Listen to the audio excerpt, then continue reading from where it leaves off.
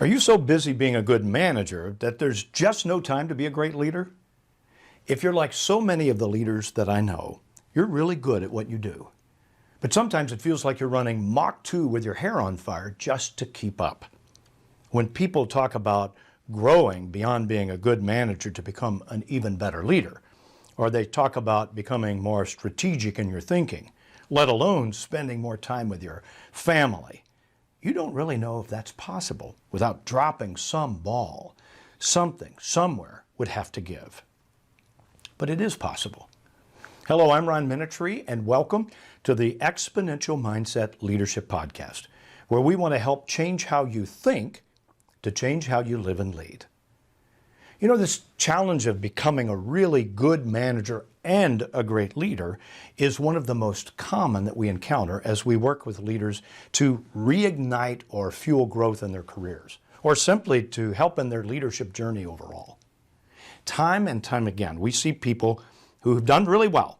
They've been very successful in the past, but they're not able to translate those wins into that same success at, say, the next level. They begin to question themselves because their growth has stalled. And they wonder, is it really possible to be both a great manager and a great leader? Or do I just have to pick? They wonder, have I reached the height of my success given my abilities? See, let's start by answering the question. Yes, it is possible to be both a great manager and a great leader. In fact, that's one of the tenets of this exponential mindset we talk about, where we say that exponential mindset leaders look for the both and solution, not the either or solution.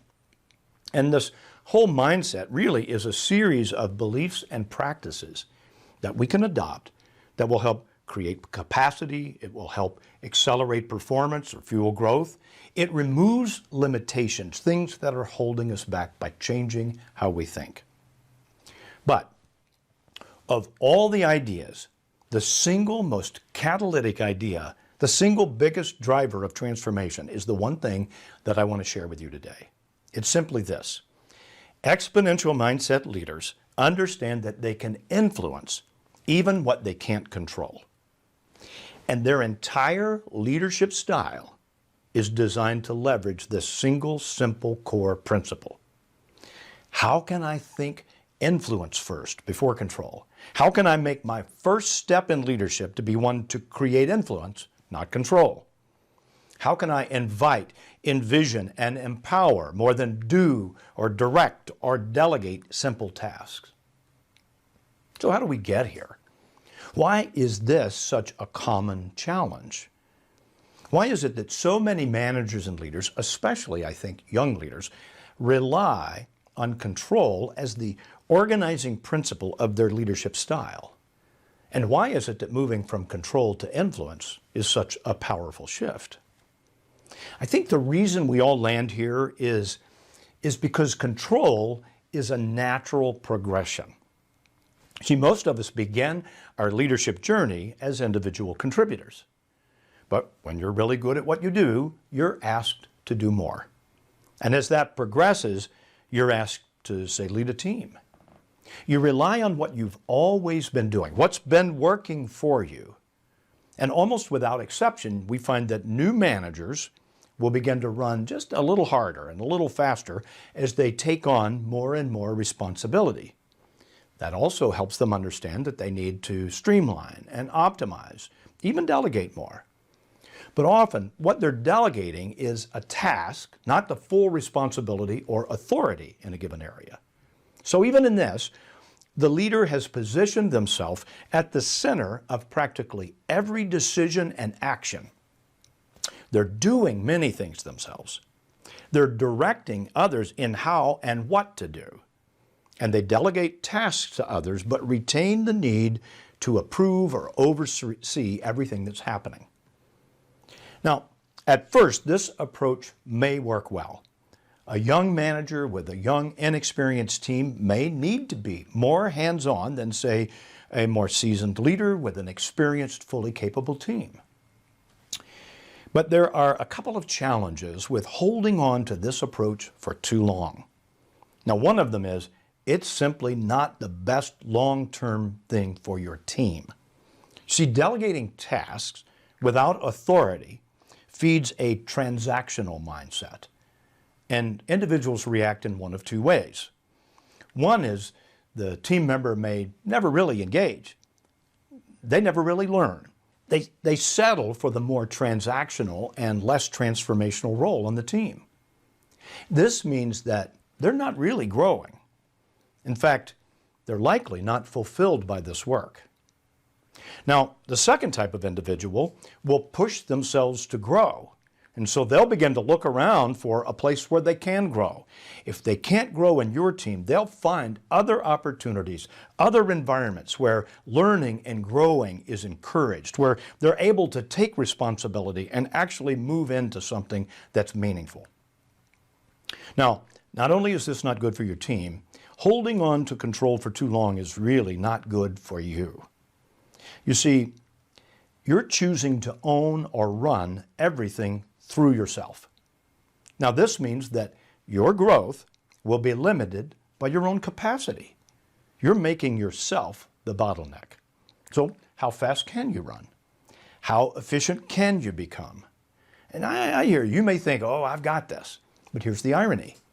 The more successful you become at this, the more you're asked to do. And that means the pace will only get faster.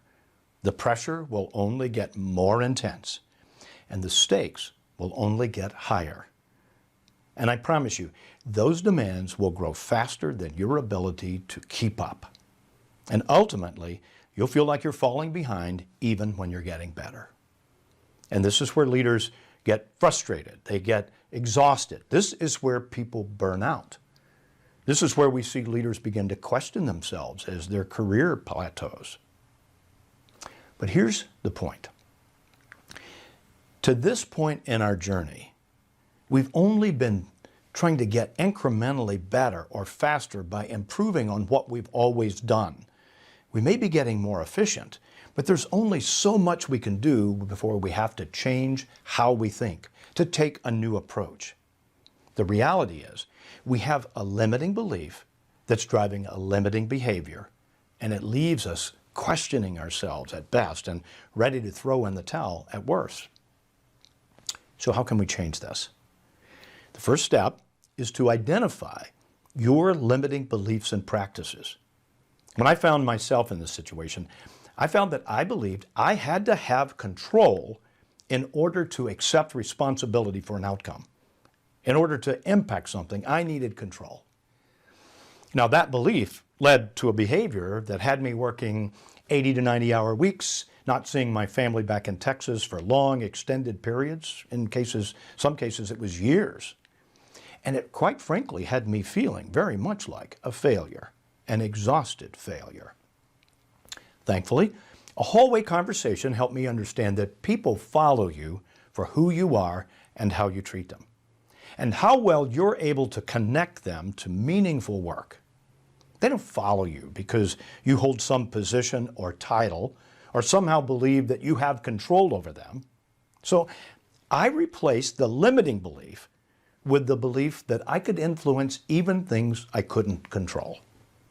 Now, this led me to behave differently. For one, I internally accepted responsibility for the things I couldn't control. Quite frankly, up until that point, since I was struggling to control them, I didn't believe I could actually take ownership for them. And guess what? That showed in my work. People felt that. I finally began to realize that the company had given me the authority to act. I began to see myself not as the failure, but as the person that some very bright and more senior leaders had chosen to lead this operation because they did believe in me. It was time that I started to believe in myself.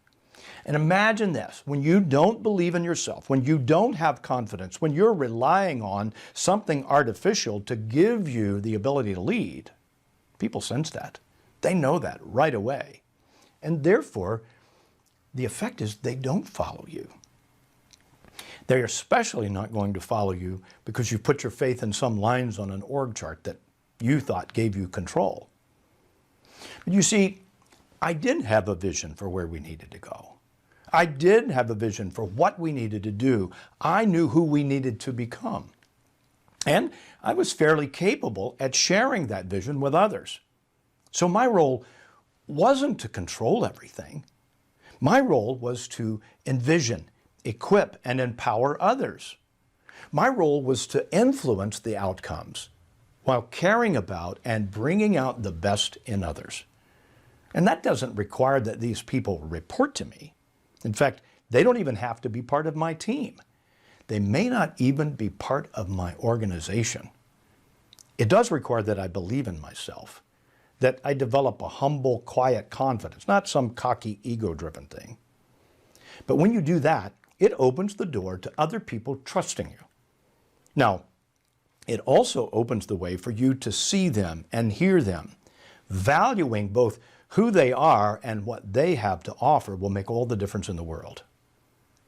You see, it required me to wake up every day helping them to do meaningful work and feeling like they had a chance to win, because that's what people are looking for in leadership. It means I had to shift my limiting belief to the idea that I can have exponentially greater impact by simply choosing influence rather than control. Now, it doesn't mean that I'm not still a manager. I am. But when I think of myself only as a manager, I think projects first and then people maybe second. But great managers that are also great leaders see the people first and then the project. As a manager, I see the tactical details. But great managers who are also great leaders will first consider the strategic impact and then work through the tactical details. And equally, a manager may be moderately successful with a control-centered approach, but great managers who are also great leaders will move to influence-centered leadership as the essential element to long-term continued success. Seeing your role as changing and making the shift from control to influence is critical in translating those early wins in your career into continued successful growth as a leader. Now, I'm not saying that that simple shift is an easy one. In fact, you may feel like you're trying to change a tire while driving 70 miles an hour down the freeway.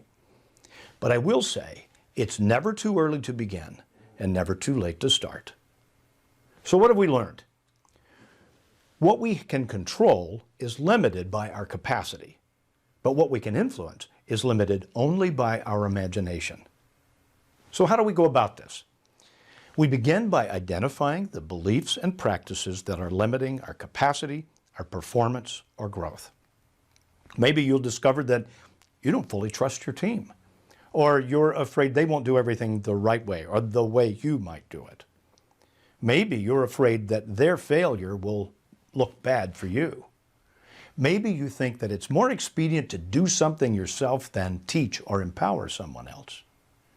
Whatever you uncover, step back, examine that belief, and then think how you could think about that differently in a way that would lessen or maybe remove altogether any limitation associated with it.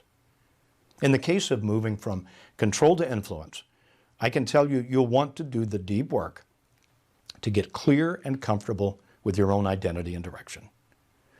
When you know who you are, who you're becoming and where you're going, when you understand fully what you have to offer, you're able to lead with that clear, quiet confidence that invites other people to trust you.